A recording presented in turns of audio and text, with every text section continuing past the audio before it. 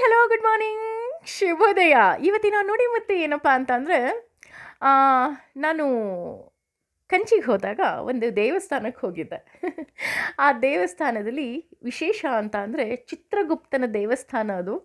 ಆ ದೇವಸ್ಥಾನಕ್ಕೆ ಬಂದ ಭಕ್ತಾದಿಗಳೆಲ್ಲರೂ ಸಹ ಸಾಕಷ್ಟು ಜನ ಆ ಚಿತ್ರಗುಪ್ತನಿಗೆ ಪೆನ್ನನ್ನು ಕೊಡ್ತಾಯಿದ್ರು. ನಾನು ಕೇಳಿದೆ, ಏನಕ್ಕೆ ಪೆನ್ನನ್ನು ಕೊಡ್ತಾ ಇದ್ದಾರೆ ಅಂತ. ಆಗ ಅಲ್ಲಿದ್ದವ್ರು ಯಾರೋ ಹೇಳಿದ್ರು, ನಮ್ಮ ಅದೃಷ್ಟವನ್ನು ಅವನು ಬದಲಾಯಿಸ್ತಾನಂತೆ ಅಂತ. ಹೌದಾ ಅಂತ ನನಗೂ ಆಶ್ಚರ್ಯ ಆಯಿತು. ಆದರೆ ನಿಜ ಹೇಳಬೇಕು ಅಂತ ಅಂದರೆ, ಚಿತ್ರಗುಪ್ತ ಅಂತ ಅಂದ ತಕ್ಷಣ ನಮ್ಮೆಲ್ಲರಿಗೂ ನೆನಪಾಗೋದು ಯಮನ ಬಲಗೈ, ಹಾಗೂ ನಾವು ಸತ್ತ ನಂತರ ನಮ್ಮ ಲೆಕ್ಕವನ್ನು ಯಮನಿಗೆ ಒಪ್ಪಿಸೋನು ಚಿತ್ರಗುಪ್ತ ಅಂತ. ಆದರೆ ನಿಮಗೆ ಒಂದು ಸ್ವಾರಸ್ಯಕರವಾದ ವಿಷಯ ಗೊತ್ತಾ? ಆ ಚಿತ್ರಗುಪ್ತ ನಮ್ಮ ಲೆಕ್ಕಗಳನ್ನು ಯಾವುದೋ ಪುಸ್ತಕದಲ್ಲೋ ಅಥವಾ ಯಾವುದೋ ಪೆನ್ನಿನಲ್ಲೋ ಅಥವಾ ಪೆನ್ಸಿಲಲ್ಲೋ ಖಂಡಿತ ಬರೆಯೋದಿಲ್ಲ ಕಣ್ರಿ. ಹಾಗಿದ್ರೆ ನೀವು ಕೇಳಬಹುದು, ಹೇಗೆ ಬರೀತಾನೆ ಅಂತ.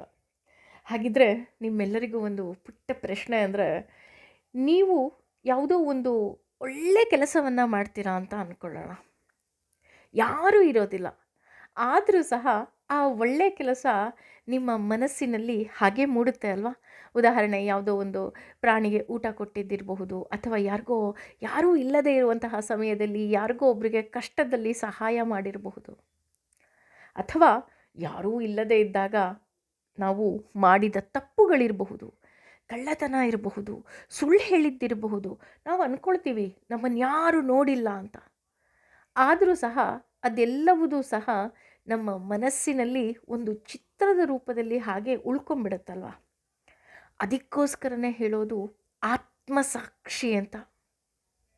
ನೋಡಿ, ನಾವು ಮಾಡುವಂತಹ ಎಲ್ಲ ಕರ್ಮಗಳು ಅಂದರೆ ಒಳ್ಳೆಯ ಕೆಲಸ ಇರಬಹುದು ಅಥವಾ ಕೆಟ್ಟ ಕೆಲಸಗಳಿರಬಹುದು, ಯಾವ ರೀತಿ ಮುದ್ರಿತವಾಗ್ತಾ ಹೋಗುತ್ತಪ್ಪ ಅಂದರೆ ಚಿತ್ರದ ರೂಪದಲ್ಲಿ ಗುಪ್ತವಾಗಿ ನಮ್ಮ ಮನಸ್ಸಿನಲ್ಲಿ ಮೂಡುತ್ತೆ ಅಲ್ವಾ? ಅದಕ್ಕೆ ಅವನ ಹೆಸರು ಚಿತ್ರಗುಪ್ತ ಅಂತ ಹೇಳ್ತಾರೆ.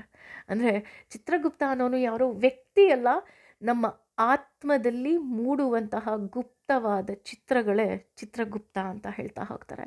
ಹಾಗಾಗಿ ನಮ್ಮ ಆತ್ಮಕ್ಕೆ ನೋಡಿ, ನಾವು ಮಾಡುವಂತಹ ಕೆಲಸ ಏನಿದೆ, ಒಂದು ನಮ್ಮ ಆತ್ಮಕ್ಕೆ ಇಷ್ಟ ಆಗಬೇಕು, ಇನ್ನೊಂದು ಪರಮಾತ್ಮನಿಗೆ ಇಷ್ಟ ಆಗಬೇಕು. ಯಾಕೆಂದರೆ ಭಗವಂತನ ಒಂದು ಚಿಕ್ಕ ಅಂಶವೇ ನಾವು. ಹಾಗಾಗಿ ನಾವು ಮಾಡುವಂತಹ ಕರ್ಮಗಳ ಲೆಕ್ಕವನ್ನು ಯಾರೋ ಕೊಡೋ ಅವಶ್ಯಕತೆ ಇಲ್ಲ, ನಾನೇ ನನ್ನ ಭಗವಂತನಿಗೆ ಕೊಡಬೇಕು. ಹಾಗಾಗಿ ನೀವು ಕಂಚಿಗೆ ಹೋಗಿ ಚಿತ್ರಗುಪ್ತನಿಗೆ ಒಂದು ಪೆನ್ನನ್ನೋ ಪುಸ್ತಕವನ್ನು ಕೊಟ್ಟು, ಭಗವಂತ ನನ್ನ ಹಣೆ ಬರಹವನ್ನು ಬದಲಾಯಿಸು ಅನ್ನೋದಕ್ಕಿಂತ, ನಮ್ಮ ಕರ್ಮದಿಂದ ನಾವು ನಮ್ಮ ಹಣೆ ಬರಹವನ್ನು ಬದಲಾಯಿಸ್ಕೋಬೇಕು ಅಂತ ಹೇಳ್ತಾ ಇದೆ ಇವತ್ತಿನ ನುಡಿಮುತ್ತು. ಏನು ಹೇಳ್ತೀರಾ? ಚಿತ್ರಗುಪ್ತನ ಬಗ್ಗೆ ನಿಮಗೆ ಗೊತ್ತಿತ್ತಾ? ಯೋಚನೆ ಮಾಡಿ. Thank you.